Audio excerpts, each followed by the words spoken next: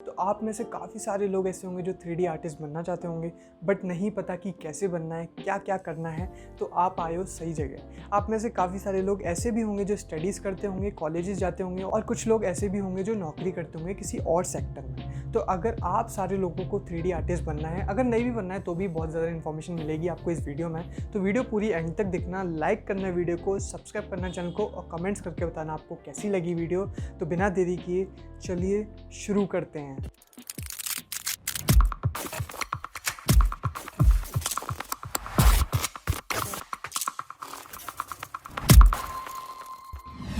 तो दोस्तों 3D artist बनने के लिए आपको 4 चीज़ें बहुत ज़्यादा नेसेसरी हैं। वो है सबसे पहला डेडिकेशन, सेकंड थिंग आउटकम क्या होगा, इनकम क्या होगी, थर्ड थिंग सॉफ्टवेयर कौन कौन से यूज़ करने होंगे, और फोर्थ थिंग है कि आपको कौन कौन सी इंडस्ट्री में जाना होगा या आपकी फेवरेट इंडस्ट्री कौन सी है। सबसे पहले पॉइंट की बात करते हैं, वो है डेडिकेशन। नाम से ही समझ में आ रहा होगा, डेडिकेशन मतलब अपने आप को पूरा समर्पित कर देना 3D आर्टिस्ट की तरफ। कि अगर आपको 3D आर्टिस्ट बनना है तो पूरा प्रॉपर टाइम लगेगा। आपको एटलीस्ट 4 आवर्स आपको स्पेंड करनी पड़ेंगी कंप्यूटर के सामने। अगर आप मुझे बहुत पहले से फॉलो कर रहे हो तो मैं बोलता रहता था कि 4 hours is the minimum time to spend on the computer.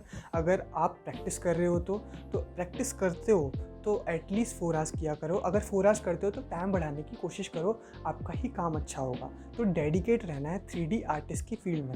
अब कुछ लोगों को 3D आर्टिस्ट और 3D मॉडलर में डिफरेंस समझ में नहीं आता है। देखो दोनों एक ही टर्म है, मतलब जो 3D मॉडलिंग करता है वो 3D आर्टिस्ट ही कहलाता है। बट कुछ कंपनी में ऐसी जॉब पोजीशन रहती हैं जिसमें सिर्फ 3D मॉडलर को मॉडलिंग करनी होती है, टेक्सचरिंग के लिए अलग रहता है डिपार्टमेंट।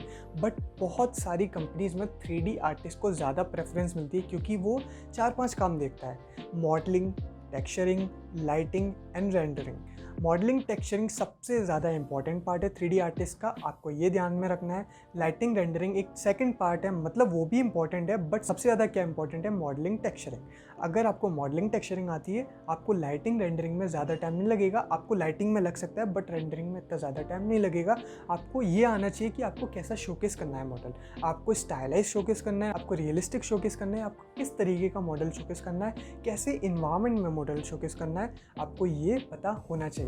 तो मेरा बस यही कहना रहेगा कि आप डेडिकेटेड कर दीजिए अपने आप को अगर आप 3D आर्टिस्ट बनना चाहते हो तो। दूसरी चीज़ की बात करें कि क्या क्या आउटकम होंगे अगर हम 3D आर्टिस्ट बनते हैं, क्या क्या इनकम सोर्सेज होंगे अगर हम 3D आर्टिस्ट बनते हैं, तो बहुत सारे करोड़ों क्वेश्चंस मैंने देखे हैं इंटरनेट पे। मेरी वीडियोस पे नहीं, मेरी वीडियोस पे आई थिंक 50,000 भी नहीं होंगे टोटल। तो अगर मैं सैलरी की बात करूँ, इनकम की बात करूँ, तो keep your expectations low at the starting point. मैं अपने एक्सपीरियंस से बोल रहा हूँ कि अगर आप स्टार्टिंग करते हो कोई भी एक फील्ड में, सपोज आप एक 3D आर्टिस्ट बनना चाहते हो या 3D एनिमेटर बनना चाहते हो, कोई भी एक 3D फील्ड में जाना चाहते हो, आपकी सैलरी इतनी ज़्यादा नहीं होगी जितनी आप एक्सपेक्ट करते हो। अगर आप फ्रीलांस करते हो तो फ्रीलांस से भी आप क्लाइंट से एकदम से आप 10,000 या 20,000 या 50,000 नहीं मांग सकते हो। कोई भी इंसान है, कोई भी फील्ड है, सबको एकदम लो से स्टार्ट करना पड़ता है और लो से वो हायर की तरफ बढ़ता है। हम कैसे मेहनत करते हैं, हम अपने काम को अच्छा करते हैं, हम अपने काम को रियलिस्टिक करते हैं। आपका जितना अच्छा काम होगा उतनी अच्छी इनकम होगी। अगर आपका 3 to 4 ईयर्स जॉब एक्सपीरियंस है तो आपको काफ़ी अच्छी इनकम मिल जाएगी, आपको अच्छे क्लाइंट्स मिल जाएंगे, आप अच्छे फ्रीलांसिंग कर पाओगे। तो आपको ये पता होना चाहिए कि इनकम क्या है। अब दूसरी चीज़ की आउटकम क्या निकलेगा, कि आपको कितना टाइम स्पेंड करना पड़ेगा। कुछ कंपनी 10-10 घंटे काम कराती हैं, कुछ कंपनी 8-8 घंटे काम कराती हैं। तो आपको उनके सिचुएशन के ऊपर डिपेंडेंट रहना पड़ेगा, आपको उनके सिचुएशन के साथ चलना पड़ेगा। आप ऐसा नहीं कि अपने अकॉर्डिंग कुछ भी कर रहे हो। अगर आपको 3D आर्टिस्ट बनना है तो स्टार्टिंग में शायद ही आपको कुछ और चीज़ के लिए टाइम मिले। आपको पूरा वक्त 3D आर्टिस्ट फील्ड में देना पड़ेगा। क्योंकि देखो सुनने में आसान लगता है मॉडलिंग करना, टेक्सचरिंग करना, लाइटिंग करना, रेंडरिंग करना, सुनने में बहुत आसान लगता होगा काफ़ी लोगों को, बट इतना आसान नहीं है, बहुत ज़्यादा दिक्कत होती है। अगर आपको 3D मॉडलिंग में, टेक्सचरिंग में, लाइटिंग में, रेंडरिंग में अच्छा होना है, 3D आर्टिस्ट बनना है प्रॉपर, तो आपको उतना टाइम भी स्पेंड करना पड़ेगा। ऐसा नहीं कि जॉब लग गई अब मुझे 4 घंटे प्रैक्टिस करने की ज़रूरत नहीं है। जी नहीं, अगर आप जॉब भी कर रहे हो 8 घंटे तो वो भी तो प्रैक्टिस हो रही है ना, वो प्रैक्टिस हो रही है। बट उसके बाद भी अगर आपको कुछ सीखना है, रेंडरिंग सीखनी है, लाइटिंग सीखनी है, मॉडलिंग टेक्सचरिंग आती है पर लाइटिंग रेंडरिंग कौन सीखेगा, वो सीखना पड़ेगा ना। तो उसके लिए एक्स्ट्रा टाइम निकालना पड़ेगा। तो इस बात का ध्यान रखना कि आपको आउटकम पता होना चाहिए, आपको इनकम पता होना चाहिए इस फील्ड में आने से पहले। अब तीसरी चीज़ की बात करें तो बहुत ज़्यादा इंटरेस्टिंग और काफ़ी सारे लोग वेट कर रहे होंगे कि कौन कौन से सॉफ्टवेयर हम यूज़ कर सकते हैं। तो देखो मैं कोई सॉफ्टवेयर का एकदम प्रेफरेबल नहीं करूँगा कि मैं अगर कोई सॉफ्टवेयर को पसंद करता हूँ तो मैं उसी को ही आपको ही बोलूँगा कि आप भी वही यूज़ करो।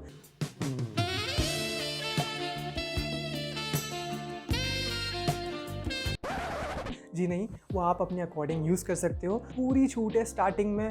Don't go for any software कि मुझे माया करना है तो मुझे माया ही करना है, ऐसा नहीं, या फिर मुझे ब्लेंडर करना है तो ब्लेंडर करना है। Try every software, which ever you like, choose them. मतलब जो भी आपको सॉफ्टवेयर पसंद आता है सारे यूज़ करके देखो, जो भी लास्ट में पसंद आता है कि हाँ मैं इस सॉफ्टवेयर के संग ज़्यादा अच्छे से काम कर पाऊँगा, उसको चूज़ करो, काम अच्छा करो। बाद में आप सॉफ्टवेयर चेंज कर सकते हो, बड़ी दिक्कत नहीं है। अगर आपको फंडामेंटल्स क्लियर हो गए कि मॉडलिंग कैसे होती है, टेक्सचरिंग कैसे होती है, लाइटिंग कैसे होती है और रेंडरिंग कैसे होती है, तो आपको सॉफ्टवेयर चेंज करने में इतनी दिक्कत नहीं आएगी। आप इजीली सॉफ्टवेयर चेंज कर सकते हो। सपोज़ मेरी कंपनी है, उसका प्रोसेस ही चेंज हो गया, वो अब बोल रहे हैं कि ब्लेंडर यूज़ करो, तो मुझे ऑब्वियसली थोड़ा सा टाइम लगेगा अडॉप्ट करने में ब्लेंडर के फंक्शंस को, बट मुझे इतना टाइम नहीं लगेगा जितना फ्रेशर को लगेगा, क्योंकि फ्रेशर को नहीं पता कि फंडामेंटल्स क्या है। तो आपको सबसे पहले क्या करना है, फंडामेंटल्स क्लियर करने हैं। और अगर कोई सॉफ्टवेयर प्रेफर करता हूँ तो ऑब्वियसली मेरे लिए तो वही है, रहा नहीं जाता